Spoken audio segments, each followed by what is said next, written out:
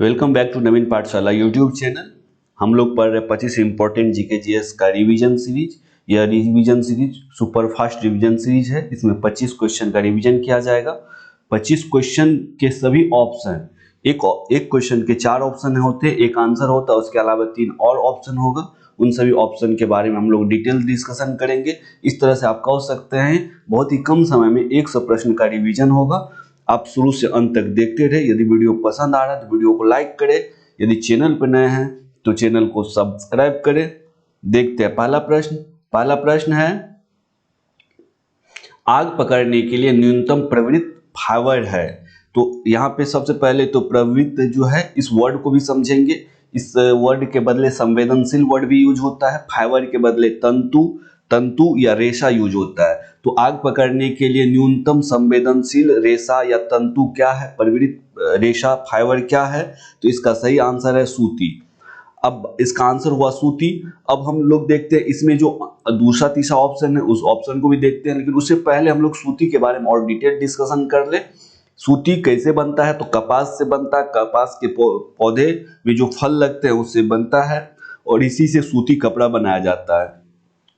और टोटल जो यहाँ बात आई है फाइबर की, तो फाइबर टोटल 2 प्रकार के फाइबर होते हैं। एक फाइबर होगा प्राकृतिक फाइबर और दूसरा फाइबर होगा सिंथेटिक अर्थात कृत्रिम फाइबर।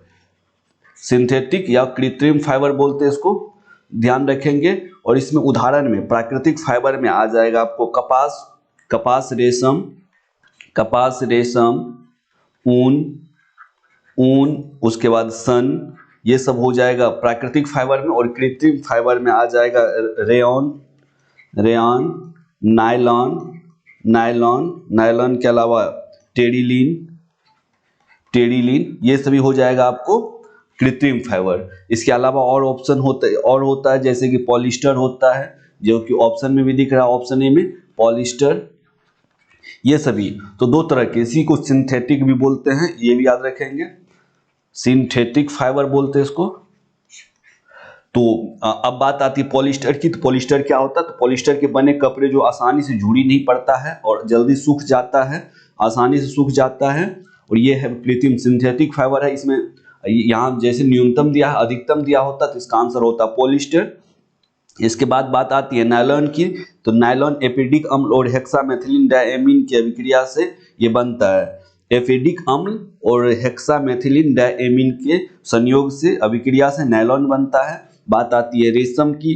तो रेशम के कीड़े से रेशम फाइबर अर्थात रेशम तंतु का निर्माण होता है। इस तरह से हम लोग इसके जो जितने भी ऑप्शन है सभी ऑप्शन को देख लिए हैं और इस तरह से हम लोग शुरू से अंत तक सभी ऑप्शन को डिटेल डिस्कशन करते चलेंगे। तो इस तरह से आप मान सकते हैं कि 100 प्रश्न का बहुत ही फास्ट रिवीजन होगा।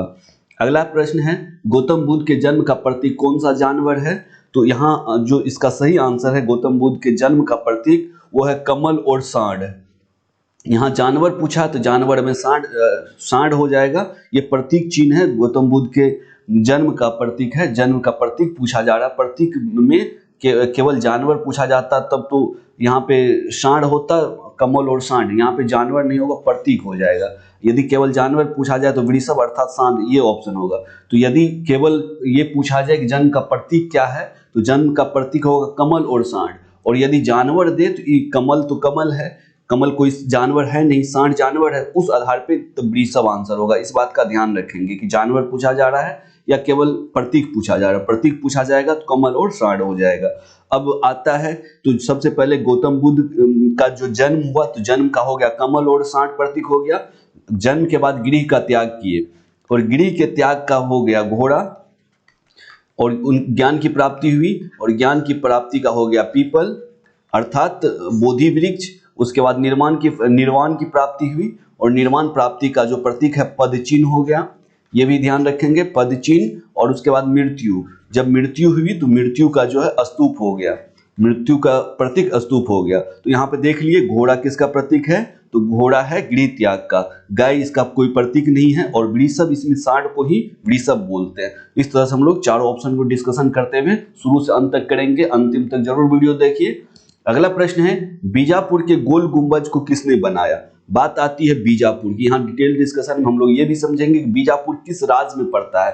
तो बीजापुर कर्नाटक में है, ये याद रखेंगे, ध्यान रखेंगे, कर्नाटक में है।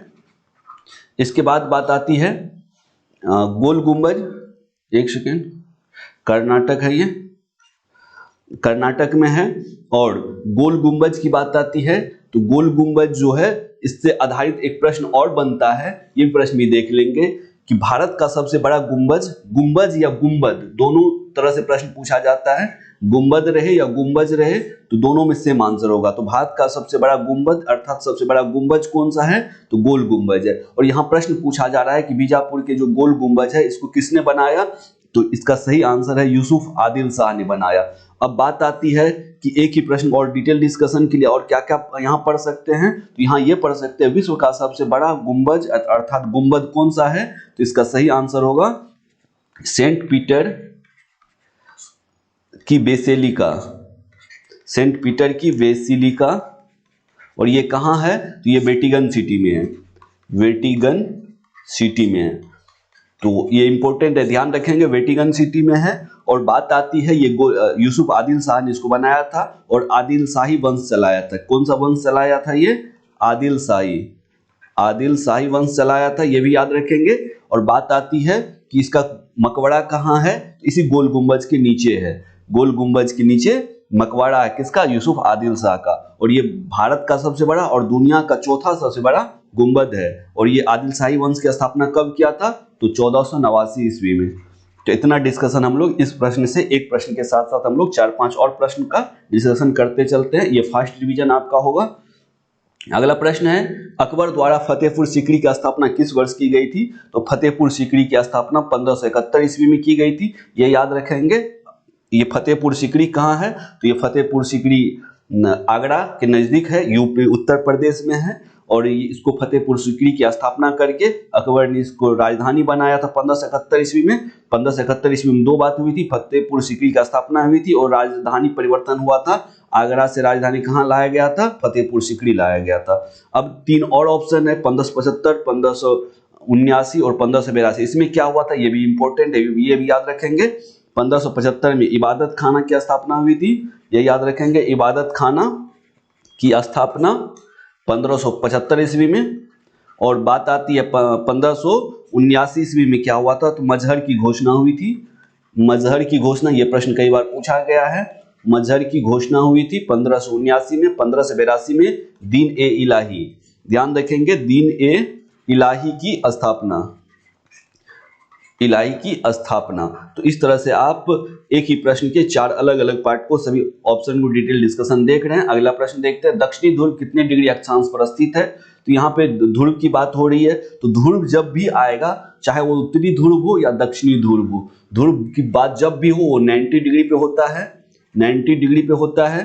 तो 90 डिग्री, ये जैसे ये ग्लोब है, ग्लोब 20 से जाता है, ये है, ये विषुवत रेखा है, या जिसे भूमध्य रेखा भी कहते हैं, ये 0 डिग्री है। इसके बाद आता है 23.5 डिग्री, 23.5 डिग्री है, बीच में 23.5 ले लेते हैं, 23.5 ये हो गया, ये जो है 23.5 डिग्री ये है, 23.1/2 डिग्री, सॉरी 23.1/2 डिग्री, और ये है 66.5 डिग्री, 66.1/2 डिग्री, 66.5 डिग्री। और उसके बाद यहाँ पे जो आएगा, यहाँ पे जो एक बहुत छोटा सा दिखेगा, और इस साइड में यहाँ भी उसी तरह से यहाँ भी है, ये 23.5 डिग्री एक होगा और एक होगा 66.5 डिग्री, ये भी 23.5 डिग्री और 66.5 डिग्री। इन सभी चीजों को अभी हम लोग यहाँ से देखेंगे।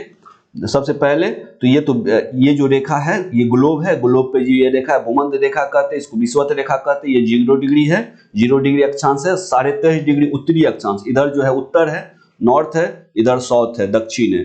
तो उत्तरी अक्षांश को कर्क रेखा कहते हैं, 23.5 डिग्री उत्तरी अक्षांश को कर्क रेखा, और 66.5 डिग्री उत्तरी अक्षांश को आर्कटिक रेखा कहते हैं। 66.5 डिग्री उत्तरी अक्षांश को आर्कटिक रेखा कहते हैं, इस बात को भी ध्यान रखेंगे।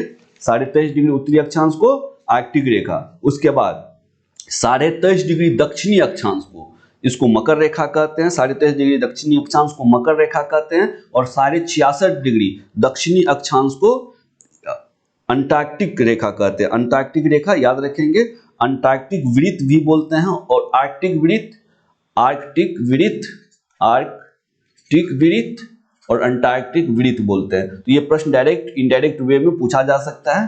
आर्कटिक और अंटार्कटिक वृत्त। तो डायरेक्ट और इनडायरेक्ट वे में ये प्रश्न पूछा जाएगा, आप ध्यान रखेंगे। 90 डिग्री जो है ये ध्रुव है, दोनों अक्षांश में, मतलब उत्तरी और दक्षिणी ध्रुव में। और 80 डिग्री क्या है, अब बात आती है 80 डिग्री की, तो 80 डिग्री को अंतर्राष्ट्रीय तिथि रेखा बोलते हैं। और अंतर्राष्ट्रीय तिथि रेखा देश से होकर के नहीं गुजारा गया है, ये समुद्र के बड़े भूभाग से गुजारा गया है, उससे होकर के गुजरा है। इसकी क्या वजह है, तो 180 डिग्री जो देशांतर रेखा ऊपर से नीचे तक होती है, ये ग्लोब है, ये देशांतर रेखा है। ये देशांतर रेखा को समुद्र से गुजारा गया, समुद्र में एक बार कटिंग किया गया, पहले यहाँ से गुजरा, थोड़ा सा इधर क्रॉस हुआ, फिर इधर आया, फिर इधर आया, फिर इधर से काटा नीचे, फिर इधर गया, इधर से इधर लाया। तो ऐसे कटिंग करने की क्या यहाँ पे क्यों आवश्यकता पड़ी, तो इस 180 डिग्री के पूरब वाला जो समय होता है और पश्चिम वाले समय में फर्क होता है। कितना का फर्क होता है, तो 1 घंटे का। 1 घंटा पूरब, जस्ट इसके आगे जाएंगे तो 1 घंटा का अंतर हो जाएगा।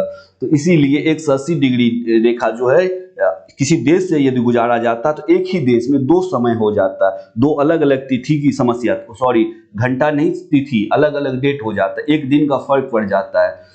इसके आगे पूरब और पश्चिम में 1 दिन का फर्क पड़ जाता है और अलग अलग तिथि की समस्या उत्पन्न हो जाती। इसीलिए क्या किया गया है, इसको किसी देश से होकर नहीं गुजारा गया। यदि पूछा जाए कि 180 डिग्री देशांतर पर कौन सा देश अवस्थित है, यहाँ से देखिए 180 डिग्री देशांतर पे, तो नीचे देखिएगा न्यूजीलैंड अवस्थित है, न्यूजीलैंड, ये इसका सही आंसर है। देखते अगला प्रश्न। अगला प्रश्न है, रंगास्वामी कप का संबंध किस खेल से है, तो रंगास्वामी कप का खेल हॉकी से है। अब हॉकी की बात आती है तो हॉकी में और कौन कौन से कप है, तो हॉकी में आगा खां कप, आगा खां नेहरू ट्रॉफी, आगा खां कप, नेहरू ट्रॉफी, और नेहरू ट्रॉफी के अलावा ध्यानचंद ट्रॉफी। तो ये 3 जो है बहुत इंपॉर्टेंट है हॉकी से रिलेटेड। बात आती है रंगास्वामी भी है हॉकी से, ये इसका आंसर हो गया। बात आती है टेनिस की, टेनिस में एक ट्रिक है अफवा, AFWA, ए से ऑस्ट्रेलियन ओपन, एफ से फ्रेंच ओपन, विंबलडन ओपन, और ए से कह सकते हैं अमेरिकन या यूएसए, ए से यूएसए कह सकते हैं, यूएसए, या इस ट्रिक को आप अपने अनुसार बनाएंगे तो अफवू कर सकते हैं, AFWU, अफवू, यू से यूएसए ओपन। तो इस तरह से ये सब जो है टेनिस प्रतियोगिता से संबंधित है। और इसके बाद फुटबॉल से रिलेटेड क्या क्या है, तो संतोष ट्रॉफी आप लोग सुने होंगे, रोवर्स संतोष ट्रॉफी के बाद रोवर्स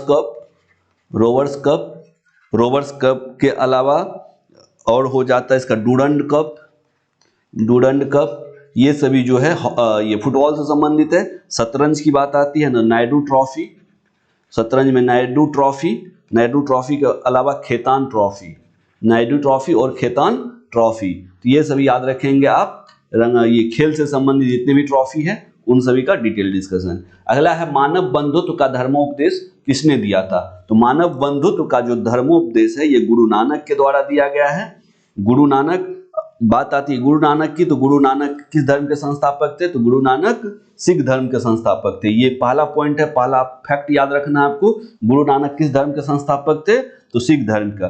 तो कब गुरु नानक का जन्म कब हुआ था, तो 1469 ईस्वी में गुरु नानक का जन्म हुआ था। कहाँ हुआ था, तो तलवंडी में। कई बार प्रश्न पूछा जाता है कहाँ हुआ था, तो तलवंडी में हुआ था,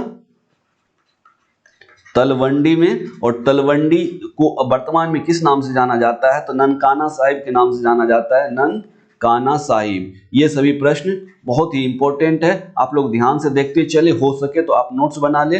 जन्म है कब, 1969 में, यहाँ पे ध्यान देंगे, 1469 में जन्म है। कहाँ पे हुआ, तलवंडी में। तलवंडी का वर्तमान नाम क्या है, ननकाना साहिब। और अभी कहाँ पड़ता तलवंडी, तो पाकिस्तान में अवस्थित है। तो ये सभी इंपॉर्टेंट फैक्ट है, याद रखेंगे। गुरु नानक से संबंधित इतना चीज है। अब बात आती है कबीर की, तो कबीर का जो सबसे इंपॉर्टेंट कबीर से संबंधित प्रश्न पूछा जाता है तो वो है कबीर के वाणी का संग्रह क्या कहलाता था। कबीर के वाणी का संग्रह जो है बीजक कहलाता है, पहला पॉइंट है। उसके बाद है कबीर का जन्म तो एग्जैक्ट तो नहीं पता है, लेकिन 1440 ईस्वी के आसपास हुआ था। और इनके जो संरक्षक थे, इनके जो लालन पालन करने वाले थे, वो थे नीरू और नीमा। ये भी याद रखेंगे, नीरू एंड नीमा जुलाहा थे, ये इन्होंने इनके लालन पालन किया था। अब बात आती है कबीर की, तो कबीर से रिलेटेड एक दो फैक्ट और है। निर्वाण की प्राप्ति भी बोलते हैं या मृत्यु बोलते हैं। तो कबीर की मृत्यु कहाँ हुई थी? तो मगहर में हुई थी। मगहर कहाँ है? तो उत्तर प्रदेश में मगहर है।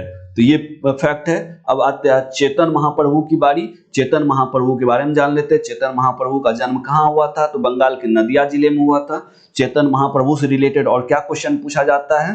तो पूछा जाता है कि संकीर्तन प्रथा का जन्म किसने दिया था? तो संकीर्तन प्रथा का जन्म जो है ये चेतन महाप्रभु की देन है। और बात आती है गोसाई संघ की स्थापना। गोसाई संघ की स्थापना किसने किया था? ये भी चेतन महाप्रभु के द्वारा। अब बात आती है दादू दयाल की। तो दादू दयाल के बारे में जान लेते हैं। तो दादू दयाल का जन्म कहाँ हुआ था? तो दादू दयाल का जन्म अहमदाबाद में हुआ था। अहमदाबाद, गुजरात के ये संत थे, अहमदाबाद में। और ये दादू दयाल जो है कबीर के अनुयायी थे। किसके अनुयायी थे? तो कबीर के अनुयायी थे। और सबसे इंपॉर्टेंट इससे जो रिलेटेड प्रश्न होता है वो होता है निपख आंदोलन। मैं लिख दूं यहाँ पे निपख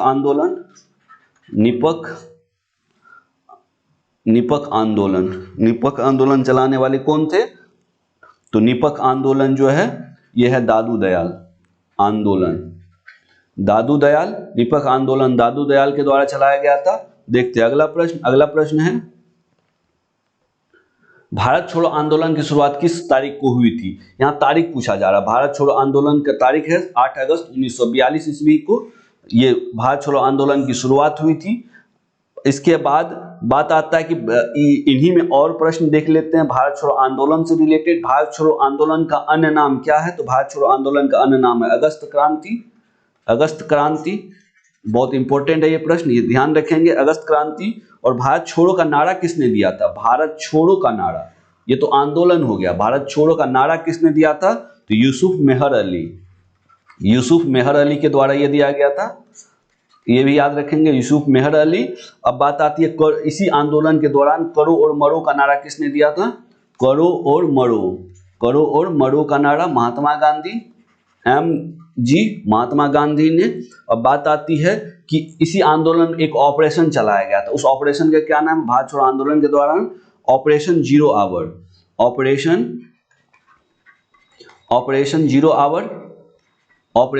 आवर चलाया गया था। किस लिए चलाया गया था ऑपरेशन जीरो आवर? तो ऑपरेशन जीरो आवर चला करके जितने भी प्रमुख नेता था, जितने भी उस समय के प्रमुख नेता थे, उन सभी को गिरफ्तार करने के लिए ऑपरेशन जीरो आवर चलाया गया था। तो ये भी बहुत इंपॉर्टेंट है, पूछा जाता है ऑपरेशन जीरो आवर किस आंदोलन से संबंधित है? तो भारत छोड़ो आंदोलन से। भारत छोड़ो आंदोलन 8 अगस्त 1942 को हुआ था। और ऑपरेशन जीरो आवर कब चलाया गया था? तो 9 अगस्त को अर्ली मॉर्निंग, पहले सुबह चलाया गया था और सभी प्रमुख नेता को गिरफ्तार कर लिया गया। देखते अगला प्रश्न, इससे रिलेटेड कितने प्रश्न देखे? 4-5 प्रश्न तो हो गया है। देखते अगला प्रश्न, 9 नंबर का प्रश्न है लखनऊ शहर किस नदी के तट पर अवस्थित है? तो यहाँ बात आती है लखनऊ की। तो लखनऊ है गोमती नदी के तट पे है। तो ऑप्शन ए इसका सही आंसर है, गोमती नदी के तट पे अवस्थित है। बात आती है सरयू की। तो सरयू नदी के तट पे कौन सा शहर है? तो अयोध्या शहर जो है ये सरयू नदी के तट पे है। गंगा नदी के तट पे बहुत शहर है, जैसे कि कानपुर, पटना और वाराणसी। ये इंपॉर्टेंट शहर है। और इसी में पूछा जाता है कि गंगा नदी के तट पे बसा सबसे बड़ा शहर कौन सा है? तो इसका सही आंसर हो जाता है कानपुर। गंगा नदी के तट पे बसा सबसे बड़ा शहर कानपुर। कर्मनासा नदी के तट पे कौन कौन सा शहर है? तो कर्मनासा पे बिहार में भी 2 शहर है, जिसमें कैमूर एवं बक्सर, जिसमें बहुत ही इंपॉर्टेंट है, इसे याद रखेंगे, कैमूर और बक्सर। बात आती है कर्मनासा का, तो उत्तर प्रदेश का कौन कौन शहर है? तो इसमें सोनभद्र और चंदौली, ये 2 महत्वपूर्ण शहर है जो कि कर्मनासा नदी के तट पे बसा हुआ है। इसके अलावा गाजीपुर भी है, ये भी याद रखेंगे। देखते हैं अगला प्रश्न है शुंग वंश का अंतिम शासक कौन था? बात आती है शुंग वंश। तो शुंग वंश के संस्थापक सबसे पहले जान लेते हैं। तो शुंग वंश के संस्थापक जो है पुष्यमित्र शुंग थे। शुंग वंश के संस्थापक थे। बात आती है पुष्यमित्र शुंग की। उससे पहले हम लोग अब प्रश्न को देख लेते हैं कि शुंग वंश का अंतिम शासक कौन है। तो इसका सही आंसर है देवभूति। देवभूति की हत्या करके वसुदेव, देवभूति की हत्या किसने कर दी थी? वसुदेव या वासुदेव कह सकते हैं, वासुदेव ने इसकी हत्या करके किस वंश की स्थापना की थी? तो कण्व वंश की स्थापना की थी, कण्व वंश। वासुदेव ने देवभूति की हत्या करके कण्व वंश की। तो देवभूति किस वंश से थे? तो शुंग वंश के थे, शुंग वंश के अंतिम शासक थे। अंतिम शासक प्रश्न पूछा जा रहा है। अब बात आती है शुंग वंश की। तो शुंग वंश के संस्थापक कौन है? तो संस्थापक है पुष्यमित्र शुंग। यहाँ पे लिख देते हैं संस्थापक, आप लोग ध्यान देंगे, संस्थापक है। अब बात आती है पुष्यमित्र शुंग की। तो पुष्यमित्र शुंग से रिलेटेड जो सबसे इंपॉर्टेंट प्रश्न पूछा जाता है, किस शासक ने 2 बार अश्वमेध यज्ञ कराया था? तो पुष्यमित्र शुंग ने 2 बार अश्वमेध यज्ञ। और इस यज्ञ में जो पुरोहित थे, वो पुरोहित कौन थे? पुरोहित, तो इस पुरोहित के बारे में पूछा जाता है पतंजलि इस यज्ञ के पुरोहित थे। और इसके अलावा जो महत्वपूर्ण प्रश्न है पुष्यमित्र शुंग से ये पूछा जाता है, ये भरहुत स्तूप के निर्माणकर्ता कौन है? भरहुत स्तूप के निर्माणकर्ता कौन थे? तो पुष्यमित्र शुंग थे। ये इंपॉर्टेंट है। इसके अलावा पुष्यमित्र शुंग के बारे में पूछा जाता है, इंडो यूनानी शासक जो थे मिनांडर, उसको पराजित किए थे। अब बात आती है अग्निमित्र शुंग की। तो अग्निमित्र से इंपॉर्टेंट क्वेश्चन ये बनता है कि अग्निमित्र शुंग जो थे ये इस पर आधारित एक नाटक बना था। उस नाटक का क्या नाम है? तो उसका नाम है मालविका अग्निमित्रम। मालविका इसकी प्रेमिका अर्थात पत्नी का नाम था, मालविका, और अग्निमित्र ये है, दोनों को मिला के मालविका अग्निमित्रम हो गया। और इसके रचयिता कौन थे इस नाटक के? तो कालिदास। तो इस आधार पे कह सकते हैं कि कालिदास जो है ये शुंग वंश के समय समकालीन थे, अर्थात अग्निमित्र के समकालीन थे कालिदास। और मालविका अग्निमित्रम से ये पता चलता है ये शुंग वंश के दूसरे शासक और पुष्यमित्र शुंग का पुत्र था ये अग्निमित्र शुंग। इसके बाद आता है वसुमित्र शुंग। वसुमित्र शुंग से इंपॉर्टेंट ये प्रश्न, अग्निमित्र शुंग का ये पुत्र है वसुमित्र शुंग। और इससे जो इंपॉर्टेंट प्रश्न बनता है वो प्रश्न ये है कि जो महाभारत, रामायण, इस सब का संकलन हुआ अर्थात पुस्तक का रूप दिया गया, वो किसके समय में हुआ था? ये वसुमित्र के समय में हुआ था, रामायण और महाभारत का। तो ये सभी इंपॉर्टेंट है, ध्यान रखेंगे। देखते हैं अगला प्रश्न है, ध्रुवीय क्षेत्र में चलने वाली बर्फ की आंधी को क्या कहते हैं? तो ध्रुवीय क्षेत्र, ध्रुव तो दोनों हो सकता है, उत्तरी ध्रुव और दक्षिणी ध्रुव। ध्रुवीय क्षेत्र में चलने वाले बर्फ की आंधी को क्या कहते हैं? तो इसको कहते हैं बिलीजार्ड। तो बलीजार्ड भी लिखा रहता है और इसमें हिंदी इंग्लिश दोनों वर्ड यूज होता है, बिलीजार्ड। तो या तो ऑप्शन में बलीजार्ड दे करके दे या फिर बिलीजार्ड वर्ड दे कर दे। तो दोनों से आप लोग कंफ्यूज नहीं करिएगा, दोनों एक ही चीज है। ध्रुवीय क्षेत्र में चलने वाले बर्फ की आंधी को बिलीजार्ड कहते हैं, ये आंसर हो गया। बात आती है विली की। तो विली कहाँ है? तो विली पश्चिमी ऑस्ट्रेलिया का एक उष्णकटिबंधीय चक्रवात है। तो ये ऑस्ट्रेलिया आप याद रखेंगे, सिंपल। पश्चिमी ऑस्ट्रेलिया याद रहे तो बहुत अच्छा, नहीं तो ऑस्ट्रेलिया याद रखेंगे। विली। टार्नेडो जो है अमेरिका में आने वाली तूफान है, अमेरिका में चलने वाली तूफान है टार्नेडो। काल वैशाखी ये आसाम और पश्चिम बंगाल, आसाम एंड वेस्ट बंगाल, पश्चिम बंगाल में चलने वाली एक ये तूफान है। इसको बोल सकते हैं आप मानसून से पूर्व ये आता है, ये मानसून या अर्थात बारिश के मौसम के पूर्व आता है। काल वैशाखी का दूसरा नाम क्या है? तो इसी का नाम है नॉरवेस्टर। इसी का दूसरा नाम है नॉरवेस्टर अर्थात काल वैशाखी। और ये क्या काल वैशाखी नाम कैसे पड़ा? तो वैशाख में आने वाली आपदा के कारण इसका नाम पड़ा काल वैशाखी। और इसका दूसरा नाम है नॉरवेस्टर और असम और पश्चिम बंगाल में मुख्यतः आता है। और इसका प्रभाव बिहार, ओडिशा और उसके आसपास के क्षेत्रों पे भी देखने को मिलता है। तो ये बहुत इंपॉर्टेंट है, याद रखेंगे। इसमें सभी प्रश्न को देख लिए। अब देखते हैं अगला प्रश्न है कि कोलाला नामक जानवर कहाँ पाया जाता है? इसको दो तरह से पूछता है, कोलाला पूछेगा या कोआला पूछेगा। कोलाला या कोआला, तो दोनों का एक ही बात हुआ, दोनों का एक ही मतलब हुआ। लिखने के लिए कोलाला भी कहीं लिखा रहता है, कोआला भी लिखा रहता है। तो ये पूछा जा रहा है नामक जानवर कहाँ पाया जाता है? तो इसका सही आंसर ऑस्ट्रेलिया में पाया जाता है। ऑस्ट्रेलिया में पाए जाने वाला यह जानवर है और यह वृक्षों पे रहता है। कहाँ रहता है? वृक्षों पे। आप गूगल करके इस जानवर को देख सकते हैं। अब बात आती है ऑस्ट्रेलिया की। ऑस्ट्रेलिया का जो राष्ट्रीय पशु होता है, राष्ट्रीय जो जानवर है या पशु है, वो कौन सा है? तो कंगारू है। कंगारू का देश बोलते हैं ऑस्ट्रेलिया को, कंगारू। ये कंगारू हुआ। अब बात आती है यहाँ जानवर की, तो जानवर जो किसी देश का प्रमुख जानवर है या राष्ट्रीय जानवर, उससे रिलेटेड कुछ प्रश्न देख लेते हैं। जैसे कि ऑस्ट्रेलिया का कंगारू हो गया, उसी तरह से कनाडा का देख लेते हैं। कनाडा का क्या है? तो कनाडा का है गंजा ईगल, गंजा ईगल। और ये प्रमुख देश के राष्ट्रीय पशु और पक्षी दोनों है, तो ये गंजा ईगल पक्षी है। इसके बाद जापान का है आईबिस, जापान का आईबिस, याद रखेंगे जापान का आईबिस है। और इसके बाद आता है न्यूजीलैंड का, तो न्यूजीलैंड का है कीवी, न्यूजीलैंड का कीवी है, ये याद रखेंगे। और इसके बाद यूके का जो है पूछा जाता है robin red breast, robin red breast. और भारत का बाघ है, ये भी याद रखेंगे, भारत का जो है राष्ट्रीय पशु या पक्षी में बाघ आ जाता है। तो ये सभी बहुत इंपॉर्टेंट है। देखते हैं अगला प्रश्न। अगला प्रश्न है मनुष्यों ने सर्वप्रथम किस धातु का प्रयोग किया था? तो मनुष्य ने सर्वप्रथम तांबा का प्रयोग किया था, ऑप्शन सी इसका सही आंसर है।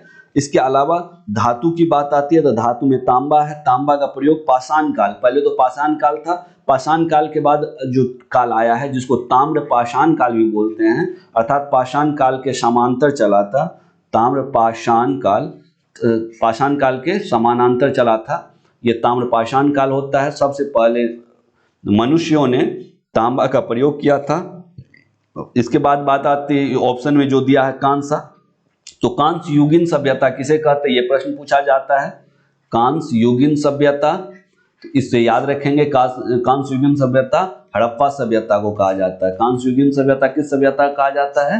तो हड़प्पा सभ्यता को। और लोहा का सर्वप्रथम प्रयोग कब हुआ था? तो महाजनपद काल में, महाजनपद जिसमें मगध का उत्कर्ष हुआ था, उसी समय मगध के उत्कर्ष के समय, मगध के उत्कर्ष के समय, या बौद्ध काल भी कह सकते हैं, बौद्ध काल भी कह सकते हैं, बौद्ध काल। यदि पूछा जाए काल में तो इसमें से जो भी ऑप्शन है रहे, महाजनपद, मगध का उत्कर्ष, या बौद्ध काल, या उत्तर वैदिक काल, इन सभी बातों को, या डेट पूछे तो 1200 ईसा पूर्व से लेकर के 1200 ईसा पूर्व से लेके 600 ईसा पूर्व से लेके 600 ईसा पूर्व के बीच का जो पीरियड है, इसमें लोहा का आविष्कार हुआ, लोहा की खोज हुई, लोहे के खोज से जंगल को काटा गया और अधिक खेती की जाने लगी। तो इस तरह से हम लोग इसमें जितने भी ऑप्शन से प्रश्न बन सकते हैं उन सभी को देख रहे हैं। देखते हैं अगला जो प्रश्न है। अगला प्रश्न है उत्तर रामचरित की रचना किसने की थी? तो इसका सही आंसर है भवभूति। उत्तर रामचरित की जो रचयिता है वो है भवभूति। बात आती है तुलसीदास ने किस चीज को लिखा है? तो रामचरितमानस, रामचरितमानस बहुत इंपॉर्टेंट है, याद रखेंगे। और बात आती है वाल्मीकि के द्वारा किस चीज की रचना की गई है? तो वाल्मीकि के द्वारा रामायण की, रामायण के रचयिता वाल्मीकि, और रामचरितमानस जो है इसकी रचयिता तुलसीदास। तो इस तरह से ऑप्शन में तीनों के बारे में जान लिए, भवभूति के द्वारा उत्तर रामचरितमानस, वाल्मीकि के द्वारा रामायण और तुलसीदास के द्वारा रामचरितमानस। अगला प्रश्न देखते हैं, कुकी जनजाति का संबंध किस राज्य से है? तो कुकी जनजाति मुख्यतः मणिपुर में पाया जाता है। और मणिपुर में इसके अलावा और कौन कौन जनजाति पाया जाता है?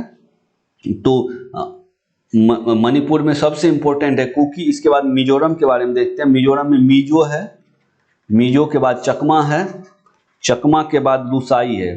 तो ये सभी जो जनजाति है ये मिजोरम का है। नागालैंड के जो प्रमुख जनजाति है, तो पहले तो नागा है, नागा के अलावा अंगामी है, अंगामी के अलावा मिकीर है। ये सब नागालैंड की जनजाति है। त्रिपुरा में रियांग और त्रिपुरी, रियांग एवं त्रिपुरी। तो जितने भी ऑप्शन है सभी को डिटेल डिस्कशन कर रहे हैं। ये इंपॉर्टेंट है, ये इंपॉर्टेंट सीरीज है, सुपर फास्ट सीरीज है। इसको और थोड़ा फास्ट करके नेक्स्ट वीडियो में, और जो भी सुधार की आवश्यकता होगी आप लोग कमेंट बॉक्स में बताइएगा, इसे और सुधार करके और कम समय में बहुत अच्छे से इसको अरेंज किया जाएगा और सभी ऑप्शन का डिटेल डिस्कशन होगा। आप लोग इसे रेगुलर देखें, शुरू से अंत तक जरूर देखें, आपको बहुत फायदा होगा। देखते हैं अगला प्रश्न। अगला प्रश्न है रिकेट्स नाम की बीमारी किस विटामिन की कमी से होती है? तो रिकेट्स नामक जो बीमारी है विटामिन डी की कमी से होती है, विटामिन डी की कमी से। इसका आंसर डी, ऑप्शन डी सही है। विटामिन डी की कमी से दो तरह का रोग होता है, एक होता है बच्चों में विटामिन डी की कमी से बच्चों में रोग होता है, उसका नाम है रिकेट्स। बच्चों में जो रोग होता है उसका नाम है रिकेट्स। और वयस्क में जो रोग होता है, वयस्कों में जो रोग होता है उसका नाम ऑस्टियोमलेशिया है। ऑस्टियोमलेशिया मलेशिया, ध्यान रखेंगे। ये हड्डी से रिलेटेड बीमारी, हड्डी इसमें टेढ़ा हो जाता है, कमजोर हो जाता है विटामिन डी की कमी से। विटामिन ए की कमी से कौन सी बीमारी होती है? तो विटामिन ए की कमी से दो बीमारी होती है, पहला तो रतौंधी और दूसरा है जीरोप्थेल्मिया। जीरोप्थेल्मिया इसी को बोलते हैं शुष्कास्मिता रोग। शुष्क मतलब जीरोप्थेल्मिया में होता है जो त्वचा होता है वो सूख जाता है। विटामिन बी की कमी से बेरी, याद रखेंगे, विटामिन बी की कमी से बेरी और विटामिन सी की कमी से स्कर्वी अर्थात मसूड़े, और इसके अलावा मसूड़े का फूल जाना, स्कर्वी और मसूड़े का फूल जाना। तो ये बहुत इंपॉर्टेंट है। जितने भी ऑप्शन है सभी को डिटेल डिस्कशन कर लिए। देखते हैं अगला प्रश्न है, डिप्थेरिया नाम की बीमारी शरीर के किस अंग को प्रभावित करता है? तो डिप्थेरिया नाम की बीमारी जो है शरीर के श्वास नली को प्रभावित करता है। तो श्वास नली अर्थात गला। श्वास नली कहाँ अवस्थित है? तो गले में, तो इसका सही आंसर है गला। श्वास नली को प्रभावित करता है। इसके बाद आता है ऑप्शन ए की बारी, मस्तिष्क। किस बीमारी में मस्तिष्क प्रभावित होता है? तो मेनिंजाइटिस में मस्तिष्क प्रभावित होता है। पेट किस बीमारी में प्रभावित होता है? तो अल्सर में पेट प्रभावित होता है। हृदय किसमें? तो हार्ट अटैक अर्थात हृदय घात में हृदय प्रभावित होता है। तो इस तरह से सभी ऑप्शन को डिटेल डिस्कशन कर लिए। देखते हैं अगला प्रश्न है, भोर तथा सायंकाल का तारा किस ग्रह को कहा जाता है? तो भोर और सायं दोनों के समय का तारा है शुक्र ग्रह को कहा जाता है। भोर का तारा अर्थात सायंकाल का तारा। देखते हैं और तीसरा ऑप्शन बुध के बारे में क्या क्या बहुत प्रश्न पूछा जाता है। ये सूर्य के सबसे नजदीक का ग्रह, याद रखेंगे, सूर्य के सबसे नजदीक का ग्रह है, इसे ध्यान रखेंगे। और सबसे छोटा और सबसे हल्का है, सबसे छोटा एंड हल्का मतलब सबसे हल्का। इसके बाद आता है मंगल ग्रह के बारे में। मंगल ग्रह को ही लाल ग्रह भी बोलते हैं, लाल ग्रह। और लाल ग्रह क्यों बोलते हैं? आयरन ऑक्साइड की उपस्थिति के कारण इसे लाल ग्रह बोला जाता है। अब आती बात बृहस्पति की। तो बृहस्पति जो है सबसे बड़ा ग्रह है, आकार में सबसे बड़ा है और इसका एक उपग्रह है जिसका नाम है गैनीमेड और ये उपग्रह सबसे बड़ा है। इस तरह से हम लोग सभी को देख सकते हैं आसानी से और ये सभी इंपॉर्टेंट फैक्ट है। इसके बाद अगला प्रश्न है, अभिनव भारत का आयोजन किसके द्वारा किया गया था? तो अभिनव भारत का आयोजन वीर सावरकर के द्वारा 1904 ईस्वी में किया गया था। ये याद रखेंगे, किसके द्वारा? तो वीर सावरकर के द्वारा। कब? तो 1904 ईस्वी में। इसके अलावा बाजीराव पेशवा के बारे में क्या प्रश्न पूछा जाता है? तो ये जो बाजीराव है, दिल्ली पर आक्रमण करने वाला पहला पेशवा कौन है? तो ये बाजीराव पेशवा है, दिल्ली पर आक्रमण करने वाला पहला पेशवा।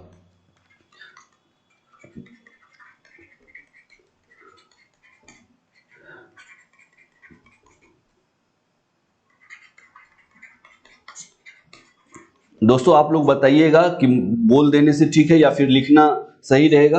अब कमेंट्स में जरूर बताइए तो उस पर सुधार किया जाएगा। यदि बोल देने से ठीक है तो ठीक है, नहीं तो इसको लिख देंगे। और मुकुल चंद से रिलेटेड कोई भी फैक्ट ऐसा नहीं है जो पूछा जाता है या पूछा गया हो, ये ऐसे ऑप्शन बनाने के लिए दे दिया गया था। इसके अलावा पेशवा से रिलेटेड बात जानना चाहेंगे तो पूछा जाता है कि सबसे पहला पेशवा कौन था? तो सबसे पहला पेशवा था बालाजी विश्वनाथ। और बालाजी विश्वनाथ का पुत्र ही है बाजीराव पेशवा, बाजीराव प्रथम भी बोलते हैं जिसको। देखते हैं अगला प्रश्न है, सौरमंडल का सबसे छोटा ग्रह। हम लोग पीछे डिस्कशन कर चुके हैं कि सौरमंडल का जो सबसे छोटा ग्रह है वो है बुध सौरमंडल का सबसे छोटा है और जिसके पास कोई भी उपग्रह नहीं है। इस बात को ध्यान रखेंगे। और सूर्य की परिक्रमा जो है ये सबसे कम समय में करता है, सबसे कम समय में ये परिक्रमा करता है। किसका? सूर्य का परिक्रमा। ठीक है। इसके बाद और अदर ऑप्शन को देख लेते हैं। शुक्र के बारे में हम लोग पीछे देख चुके थे एक दो फैक्ट, इसके अलावा कुछ और फैक्ट देखते हैं। तो शुक्र के पास भी कोई उपग्रह नहीं है, बुध और शुक्र के पास कोई उपग्रह नहीं है। इसके अलावा और प्रश्न पूछा जाता है कि कौन सा ग्रह है जो ग्रहों के विपरीत चक्रण करता है, तो उसमें शुक्र है। शुक्र ग्रहों के विपरीत चक्रण करता है और पृथ्वी के समान है। पृथ्वी के समान होने के कारण ही इसे पृथ्वी की बहन या भगिनी बोला जाता है। बात आती है प्लूटो की, तो प्लूटो का जो मान्यता है 2006 में खत्म कर दिया गया। क्यों खत्म किया गया? क्योंकि ये वरुण ग्रह के जो कक्षा है, वरुण ग्रह के कक्षा को क्रॉस करता था। सभी ग्रह का अपना अपना कक्षा है, सभी अपने अपने नियमित कक्षा में चक्कर लगाता है, नियमित कक्षा में चक्कर लगाता है। लेकिन प्लूटो जो है वरुण ग्रह का जो कक्षा था उसको क्रॉस कर दिया जाता था। तो वरुण ग्रह के कक्षा को क्रॉस करने के कारण इस प्लूटो की मान्यता वर्ष 2006 में समाप्त कर दी गई। इसे सदस्यता, उपग्रह से सदस्यता छीन ली, ग्रह से सदस्यता छीन ली गई थी। इस बात को ध्यान रखेंगे। बात आती है मंगल, तो मंगल के बारे में जो इंपॉर्टेंट फैक्ट पूछा जाता है वो प्रश्न ये होता है कि मंगल के दो उपग्रह है। कौन कौन से दो उपग्रह है? पीछे हम लोग देख चुके हैं, इसे लाल ग्रह भी बोलते हैं एरोनॉक्सा के कारण, ये फैक्ट है। इसके अलावा फैक्ट है दो उपग्रह है जिसका नाम है फेबोस और डिमोस, फेबोस एंड डिमोस। तो ये बहुत इंपॉर्टेंट है, डिमोस। देखते हैं अगला प्रश्न भारतीय संविधान का हृदय किसे कहा जाता है? तो भारतीय संविधान का हृदय जो है संवैधानिक उपचारों का अधिकार को भारतीय संविधान का हृदय कहा जाता है। और ये आर्टिकल 32 में है, आर्टिकल 32 में है। किसने कहा था ये भी प्रश्न पूछा जाता है।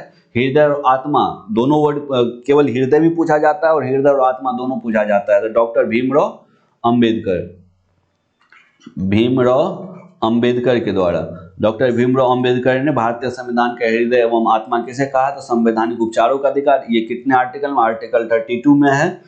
और इसके अलावा स्वतंत्र, देखते अदर ऑप्शन स्वतंत्रता का अधिकार किस आर्टिकल में है? तो आर्टिकल 19 से लेकर के 22 तक, आर्टिकल 19 से 22 तक में जो है स्वतंत्रता का अधिकार है। समता का अधिकार आर्टिकल 14 से 18, आर्टिकल 14 से 18 तक में है समता का अधिकार। शोषण के विरुद्ध अधिकार जो है आर्टिकल 23 एंड 24। इस तरह से हम लोग इन सभी ऑप्शन को डिटेल से देख सकते हैं। अगला प्रश्न है इंपीरियल बैंक किस बैंक का पुराना नाम है? तो इंपीरियल बैंक जो है एसबीआई का, स्टेट बैंक ऑफ इंडिया का पुराना नाम है। और 1955 ईस्वी में जो है इंपीरियल बैंक से स्टेट बैंक ऑफ इंडिया बन गया, एसबीआई बन गया। अदर ऑप्शन को देखते हैं। पंजाब नेशनल बैंक, तो पंजाब नेशनल बैंक जो है इसकी स्थापना किसने की थी? तो दयाल सिंह मजीठिया और लाला लाजपत राय, दयाल सिंह मजीठिया एंड लाला लाजपत राय, लाला लाजपत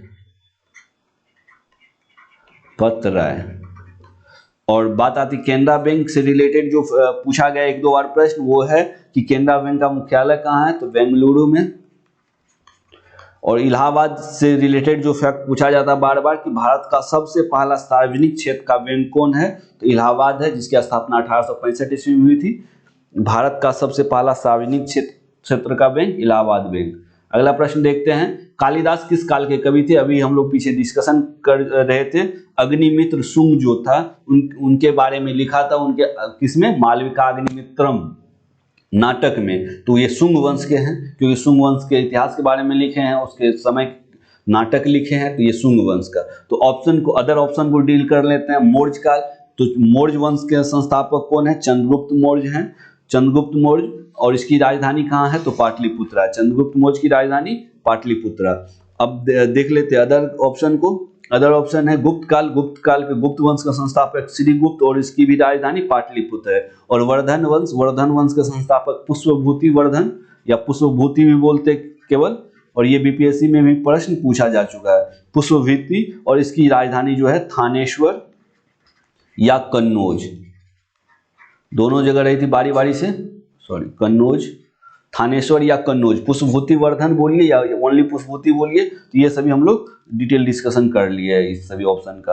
अगला प्रश्न है बुलंद दरवाजा का निर्माण किसने करवाया था? तो बुलंद दरवाजा का निर्माण अकबर के द्वारा किया गया था।